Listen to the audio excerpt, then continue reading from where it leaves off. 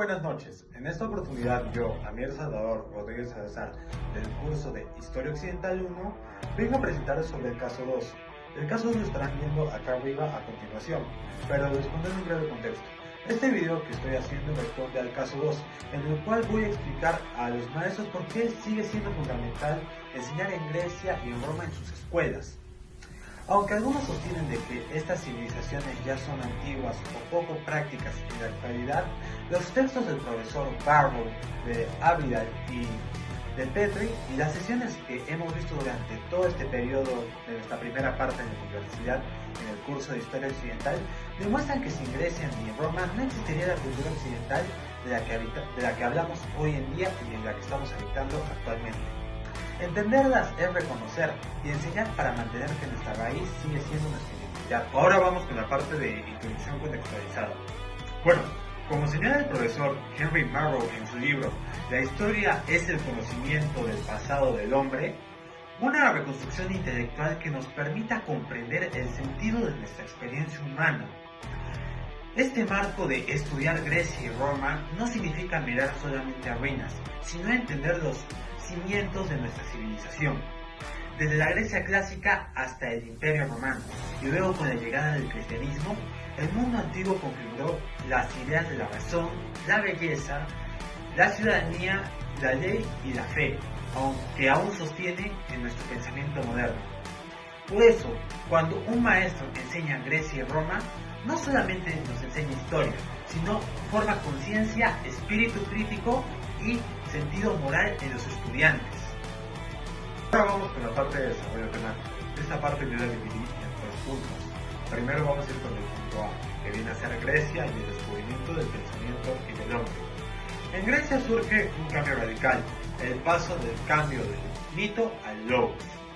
Las primeras civilizaciones, como lo viene a ser la Mesopotamia o la egipcia, explican un mundo a través de sus propios dioses, pero los griegos, por primera vez, buscaron la verdad mediante la razón. Durante todo el curso de historia pudimos ver de que se explica cómo este cambio inauguraba un nuevo modo de ver la realidad. El hombre dejaba de ser un simple espectador y se convierte en el protagonista de su propio destino. Ahora vamos con la parte de cosmovisión helénica. Como dice el profesor Hubignac en Une lo sagrado y lo humano. Los dioses son imperfectos, pero el hombre puede alcanzar su propio arete, su excelencia moral, a través del conocimiento, la virtud y la participación de la polis. Filósofos como lo vienen a ser Sócrates, Platón o el mismo Aristóteles coinciden que la educación es parte de la formación integral del alma. No se trata solo de aprender, sino de formar ciudadanos libres, prudentes y responsables. En el texto de Petrie, La vida privada en Grecia, se observa cómo la cotidianidad refleja esa búsqueda de armonía, como lo pueden encontrar en los deportes, la música, la filosofía y el culto, que eran caminos del perfeccionismo del ser propio. Ahora vamos con el segundo punto, Roma, el orden, la ley y la moral del deber. Roma hereda de Grecia la reflexión, pero la traduce en acción. Como explica Barrow en su libro ¿Qué clase de hombres eran los romanos?, el romano ideal era aquel soldado campesino, disciplinado, austero y fiel al deber y a la comunidad.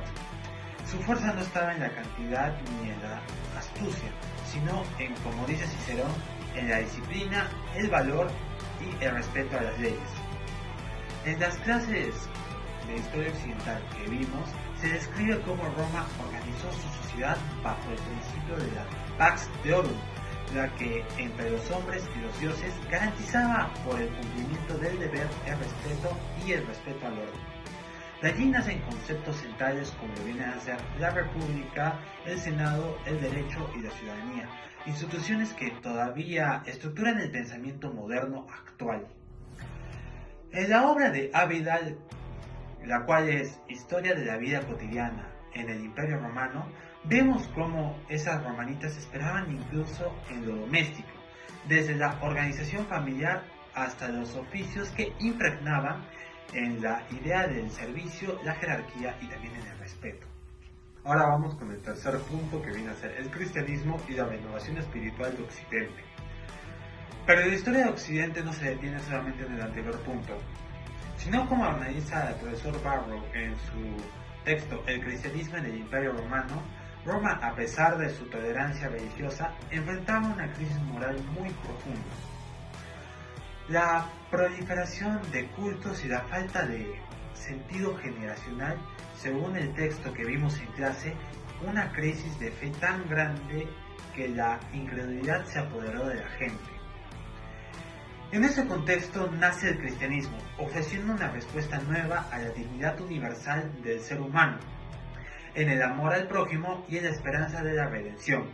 La figura de Cristo introduce una revolución silenciosa, la idea de que todos somos hijos de un mismo Dios, dando puntos como lo vienen a ser el edicto de Milán de Constantino y el edicto de Tracedonia de Teodosino, que oficializaban el cristianismo, transformando el imperio y dando origen a la civilización basada en el perdón, la caridad y también la justicia. Por eso, enseñar Grecia y Roma sin el cristianismo sería dejar la historia incompleta.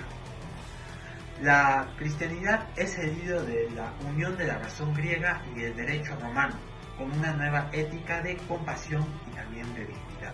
Por eso mismo, maestros, enseñar Grecia y Roma no solamente es enseñar el pasado, sino es enseñar el origen de nosotros mismos como personas.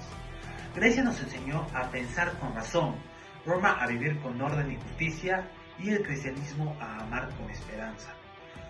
En conjunto, estos tres mundos filosóficos, políticos y espirituales dieron forma a la civilización occidental, a la civilización que conocemos hoy en día y que siguió progresando.